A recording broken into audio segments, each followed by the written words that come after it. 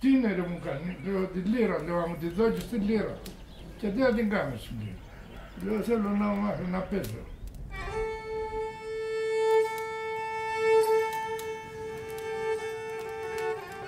Έχουμε τη βάση του αείμνηστου στο τσεπέλι.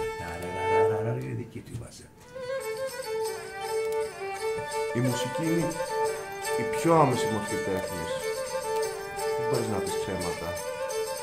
Ό,τι είσαι θα το παίξεις και θα ακουστεί. Θα το πάρει ο άλλος.